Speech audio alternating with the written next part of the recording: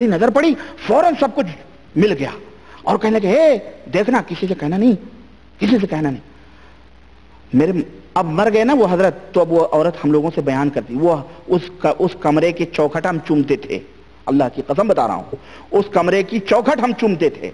चुनांचे देखें, हजरत रशीद अहमद गंगोही साहब का अकीदा बयान कर रहा हूं मैं, ये बरेलवियत के जमाने का हमारा अकीदा था, है ना।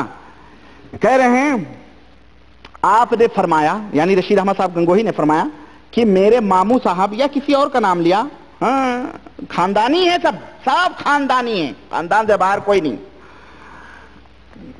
तज़किरा कर रहे थे कि मैं मियाँ जी नूर मोहम्मद झंझानवी रहमतुल्लाह अलैह की खिदमत में दोपहर के वक्त गया। हुजरा शरीफ बंद था मगर किवाड़ अच्छी तरह न लगे थे, चूंकि ये वाकया दिखाना था ना, इसलिए किवाड़ अच्छी तरह, डायरेक्शन बड़ी बारीक होती है, हाँ मियां बड़ी बारीक डायरेक्शन होती है, छोटी छोटी चीजें सब कुछ किसी बेफायदा नहीं होती, फायदे से खाली नहीं होती। दरवाजा क्यों भाई, पहले तो दरवाजे बंद होते थे, दरवाजा बंद करके करना चाहिए, नहीं दरवाजा खुला रहे, क्यों, जंगल में मोर नाचा, किसने देखा, देखना चाहिए ना।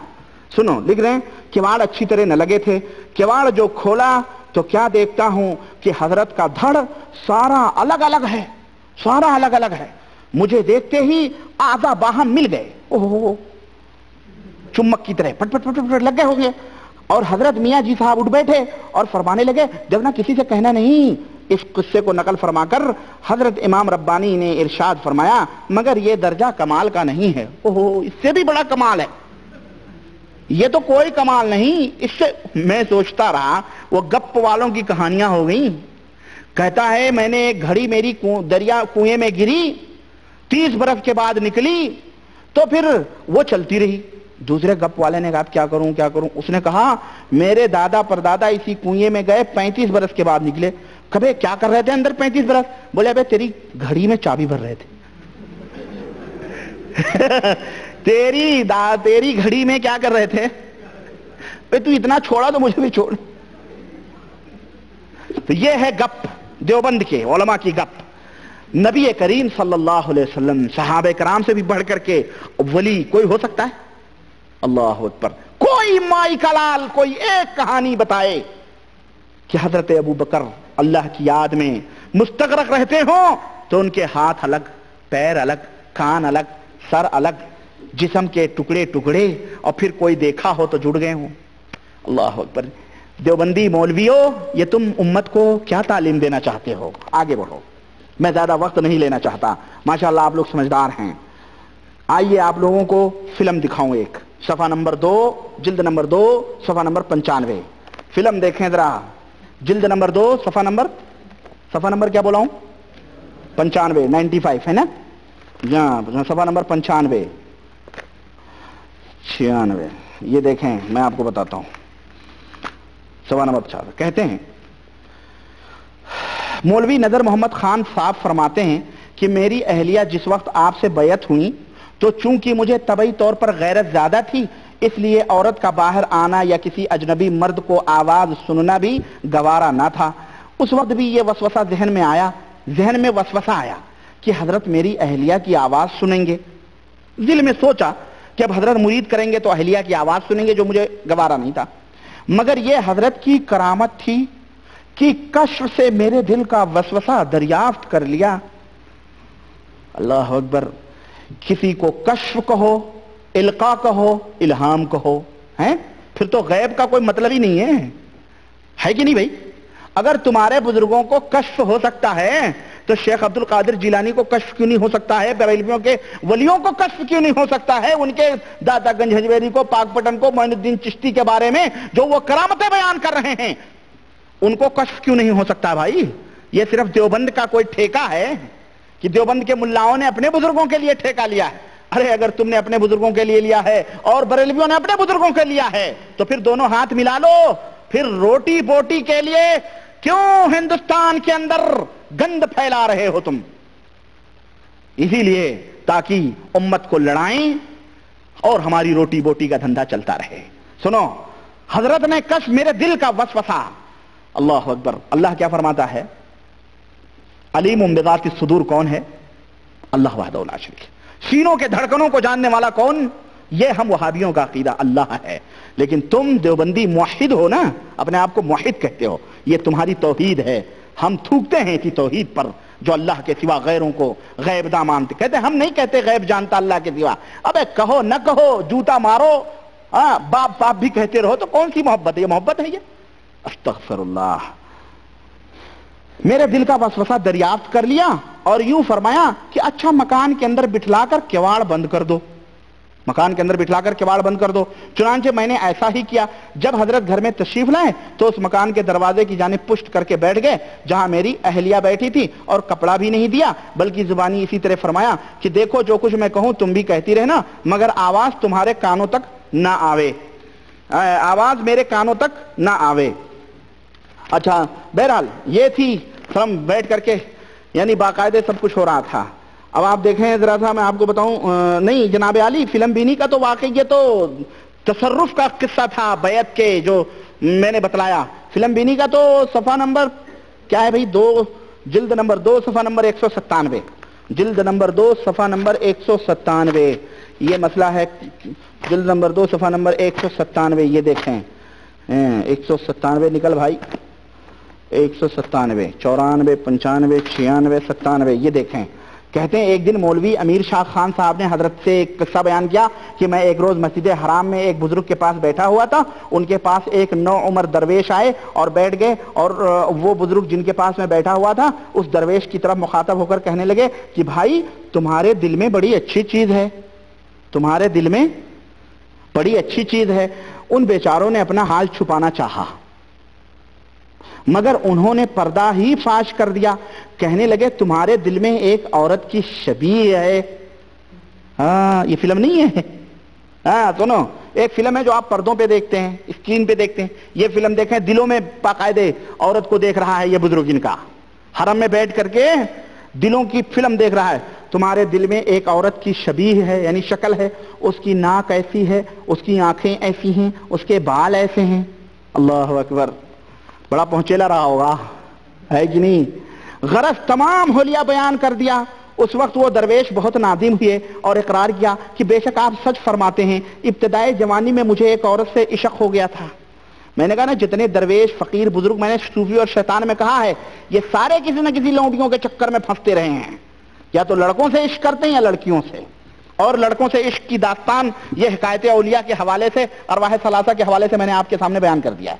बहरहाल, अच्छा जनाब अली, हर वक्त उसके ध्यान में रहने से उसकी शबीह मेरे कल्ब में आ गई है। अब जब कभी तबीयत बेकरार होती है तो आंख बंद करके उसको देख लेता हूं, कुछ सुकून हो जाता है।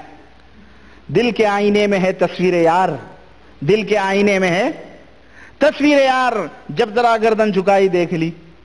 और उल्टे ही चाल चलते हैं दीवान गाने इश्क, उल्टे ही चाल चलते हैं दीवान गाने इश्क, आंखों को बंद करते हैं दीदार के लिए। अल्लाह अकबर।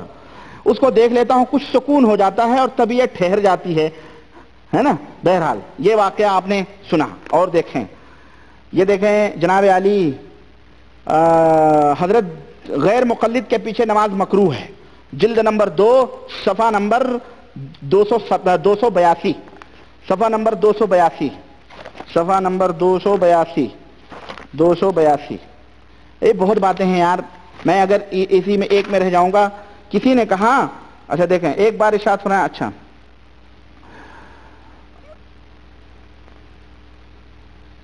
एक बार इरशाद फरमाया कि हमारे 5 साला वाक़े पंजाब में मुकीम थे और बागियान गदर की तफ्तीश और दारूगीर हो रही थी, तो एक रात किसी ने मुखबिरी कर दी कि हजरत एक शख्स के अस्तबल में मुकीम है। कलेक्टर जिला खुद सवार होकर शब को करीब नीम शब दरवाजा अस्तबल पर मौजूद हुआ और किवाड़ खुलवाने चाहे। बड़े भाई ने, जो मकान मालिक मकान था, अंग्रेज से कहा कि आपने इस वक्त क्यों तकलीफ फरमाई। अंग्रेज ने घोड़ा देखने का बहाना करके कहा किवाड़ खोलो। चुनांचे किवाड़ खोले गए, देखा तो बिस्तर लगा हुआ था और सब सामान लेटने का दुरुस्त था, लेकिन हजरत वहां नहीं थे। इधर उधर देखा, कहीं पता नहीं। मालिक मकान से पूछा कि यह बिस्तर किसका है। उसने कहा मेरे छोटे भाई का है। खौफ के मारे पेशाब खता हो गया, लेकिन अंग्रेज ने कुछ और नहीं पूछा और घोड़े को देखते हुए वापस हो गया।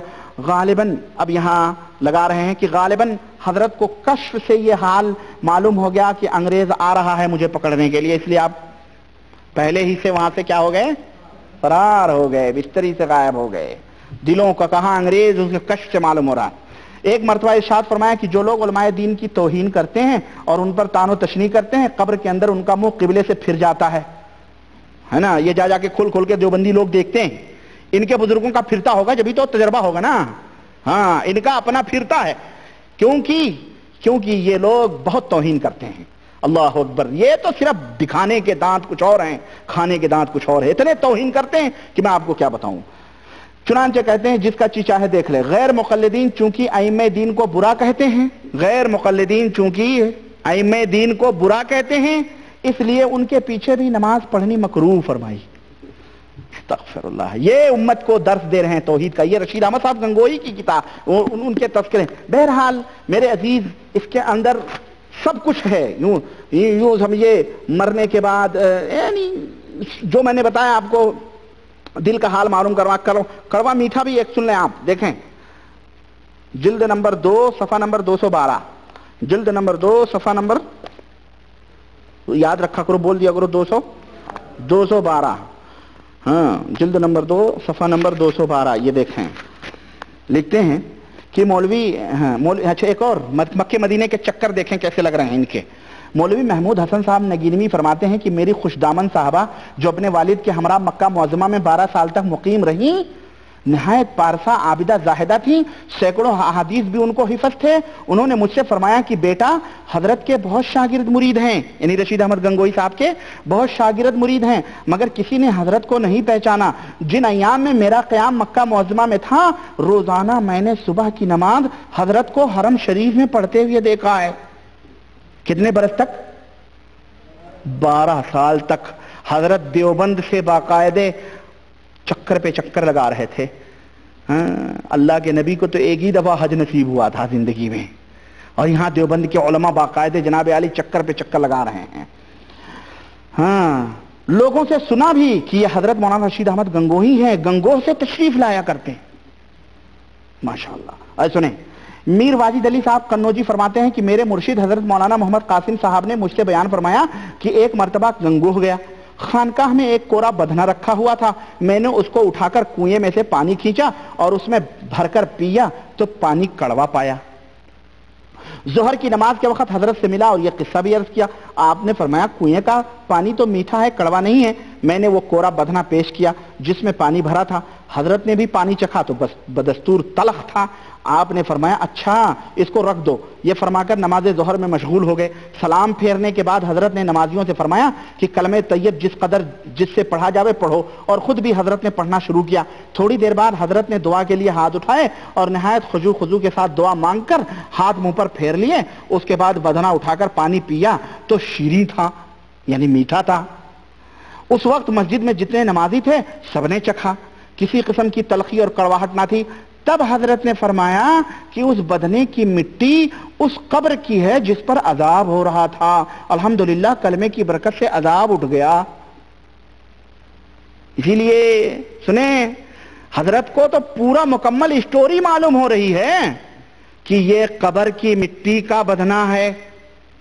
قبر یہ عام مٹی نہیں, قبر سے اٹھایا کسی مٹی کا بدنا.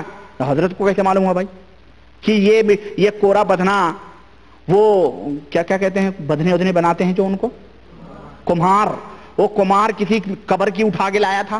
ہو سکتا ہے اس کو ڈھیلے ڈالی مٹیاں ملی ہوں, اٹھا لایا ہو, نہیں قبر رہی ہو, ہے نہیں. سنو, اس قبر کی مٹی ہے. دوسرے حضرت کو یہ کیسے معلوم ہوا کہ صاحب قبر جو تھا وہ گنہگار تھا؟ یا علم غیب نہیں ہے تو کیا ہے؟ بولو بھائی. حضرت کو یہ سب معلومات ہو رہے ہیں, اور حضرت یہ کون سی, اور جناب علی باقاعدے یہ بھی حضرت کو پتا ہے کہ اب یہ پڑھو تو جناب علی اس سے اوپر عذاب اٹھ جائے. اللہ کے نبی صلی اللہ علیہ وسلم بھی 2 قبروں سے گزرے تھے. آپ کو تو اللہ نے وحی کی تھی, جبریل کے ذریعے تھے کہ ان دونوں کے اوپر عذاب ہو رہا ہے. ایک پیشاب نہیں کرتا تھا اور دوسرا, ایک پیشاب کے چھینٹوں سے نہیں بچتا تھا, اور دوسرا کون تھا؟ چگلیاں کھاتا تھا. تو اللہ کے نبی نے درخت کی 2 شاخیں رکھ دی اور آپ نے فرمایا کہ جب تک یہ تر رہیں گی تب تک ان کے عذاب میں تخفیف, یعنی تھوڑا ہلکا عذاب ہوگا. حضرت کے اس عمل سے ان کے اوپر سے عذاب نہیں اٹھا, مگر یہ دیوبند کے نبی ہیں, جن کو سب کچھ علم ہو رہا ہے اور کلمہ طیبہ پڑھا کر کے اس قبر سے عذاب بھی اٹھا رہے ہیں، پانی کڑوا ہے اسے میٹھا بھی بنا رہے ہیں، کورے بدنے کا بھی علم ہے، اپنے بزرگوں کے لیے تو اس قدر بڑائیاں، اور نبی علیہ الصلوۃ والسلام